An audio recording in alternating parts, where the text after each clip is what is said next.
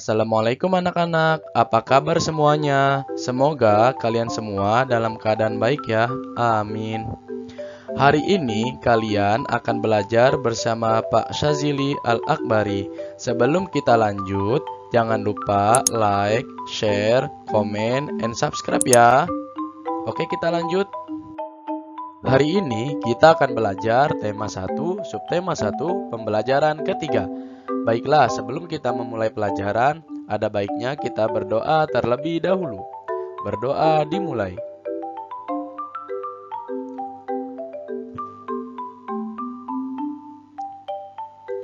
Berdoa selesai. Materi kali ini adalah yang pertama, pelajaran PPKN KD 3.1 tentang perilaku yang sesuai dengan nilai yang terkandung dalam Pancasila.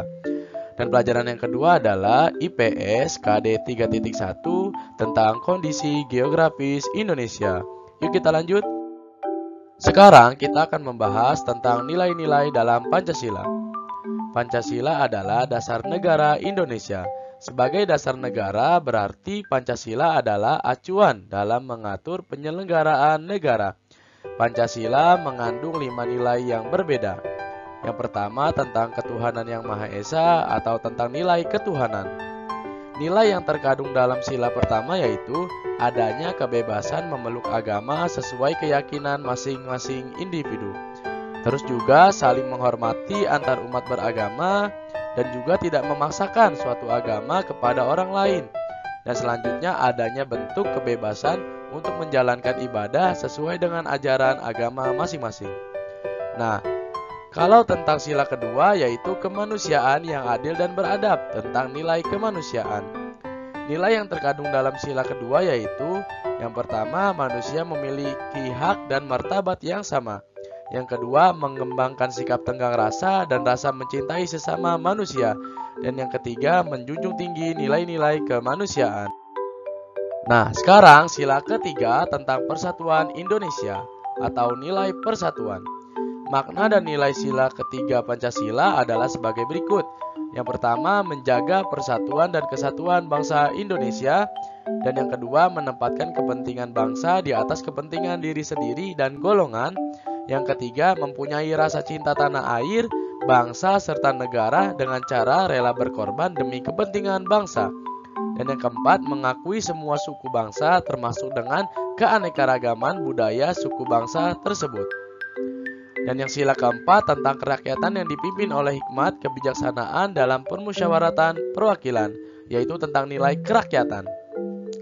Makna dan nilai sila keempat Pancasila yaitu melakukan musyawarah dan mufakat untuk menyelesaikan permasalahan yang melibatkan banyak orang. Dan yang kedua, tidak memaksakan kehendak kepada orang lain. Dan yang terakhir, mengutamakan kepentingan golongan atau kelompok di atas kepentingan pribadi. Dan yang terakhir yaitu sila kelima, keadilan sosial bagi seluruh rakyat Indonesia atau tentang nilai keadilan. Makna dan nilai yang terkandung dalam Pancasila sila kelima adalah yang pertama, semua manusia memiliki derajat yang sama di mata hukum. Yang kedua, menghindarkan diri dari sifat boros. Yang ketiga, tidak membeda-bedakan manusia berdasarkan derajat dan golongan.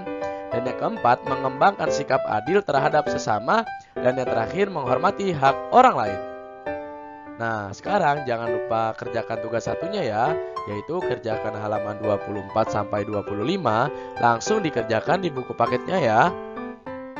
Nah, sekarang kita akan membahas tentang IPS kondisi geografis Indonesia. Perhatikan kondisi geografis negara Indonesia. Nah, tadi kita sudah melihat peta Indonesia. Sekarang, kira-kira luas wilayah Indonesia seluas apa ya? Seluas cintaku padamu atau seluas perut Bapak nih? Nah, total luas Indonesia sebesar 5.193.250 km.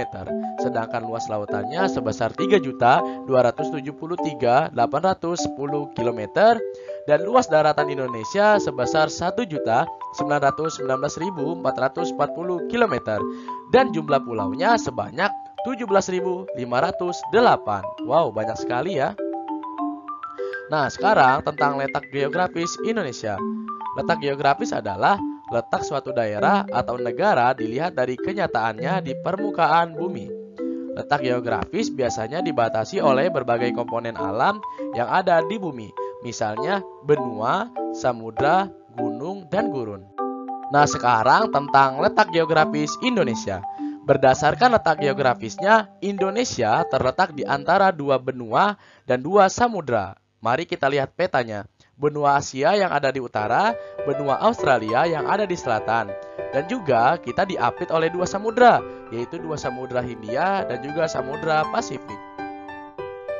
Nah, batas wilayah Indonesia dari utara yaitu berbatasan dengan Malaysia, Singapura, Filipina, Laut Cina Selatan, dan Samudra Pasifik. Sedangkan di selatan yaitu Timur Leste, Australia, dan Samudra Hindia. Sedangkan di barat kita berbatasan dengan Samudra Hindia. Dan di timur kita berbatasan dengan Papua Nugini dan Samudra Pasifik. Nah, sedangkan letak astronomis Indonesia, apa sih itu letak astronomis? Letak astronomis adalah letak suatu wilayah berdasarkan garis lintang dan garis bujur. Nah, apa sih itu Pak garis lintang dan garis bujur? Garis lintang adalah garis hayal yang melintang di permukaan bumi dari barat ke timur. Nah, sedangkan garis bujur adalah garis hayal yang menghubungkan kutub utara dan kutub selatan.